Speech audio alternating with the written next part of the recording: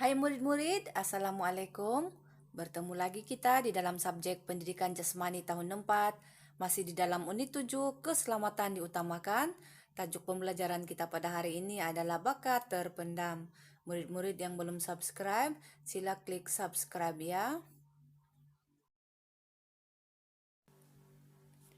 Standar pembelajaran pada hari ini adalah 1.13.1 melakukan aksi tangan kuak rangka dengan bantuan dan bernapas. 1.13.2 melakukan kuak rangka dan 2.13.1 menyatakan perkaitan antara pergerakan kaki dan tangan dengan pernapasan dalam kuak rangka.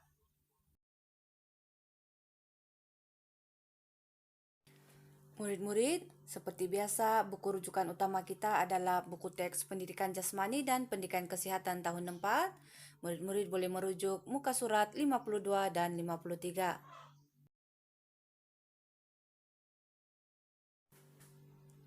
Murid-murid, mari kita kenali apakah itu kuak rangka.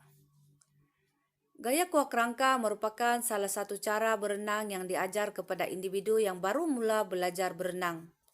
Ia melibatkan pergerakan tangan ke hadapan secara berselang-seli dengan pergerakan kaki yang berterusan. Badan perenang mestilah sentiasa selari dengan permukaan air, dengan kepala mendongak ke sisi untuk bernapas satu kuak atau putaran. Tangan penuh dilakukan. Untuk lebih memahami apakah itu kuak rangka, mari kita lihat video ini.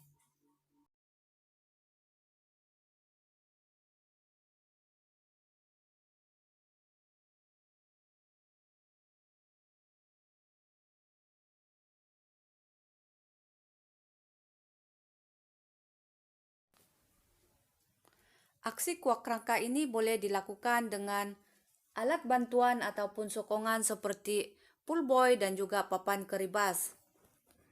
Pull buoy merupakan peralatan asas berenang yang digunakan untuk meningkatkan kekuatan tangan perenang. Pelampung apit ini diletakkan di antara paha untuk membuat pinggul dan kaki mengapung di permukaan air. Pull buoy dapat meningkatkan kekuatan otot lengan dan juga kekuatan tubuh bahagian atas. Jom kita belajar teknik kuak rangka dengan bantuan pull buoy. Murid-murid boleh merujuk gambar sambil mendengar penerangan daripada cikgu ya. Langkah yang pertama, tiarap dan apungkan badan, kemudian jangkau tangan ke hadapan. Langkah kedua, kuakkan tangan secara berselang-seli, lakukan tendangan keribas. Dan langkah yang ketiga, ambil napas ketika muka ditolehkan ke sisi.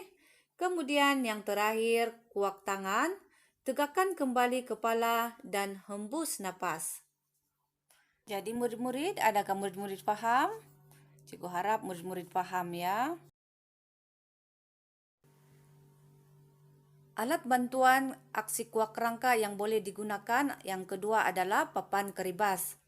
Papan keribas merupakan alat untuk menguasai teknik asas renang dengan cepat. Ia digunakan di bahagian hadapan, di mana tangan memegang papan keribas tersebut.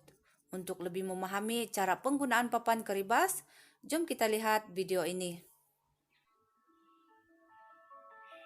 Using a kickboard to stabilize the body is a good way to teach the freestyle catch and freestyle extension.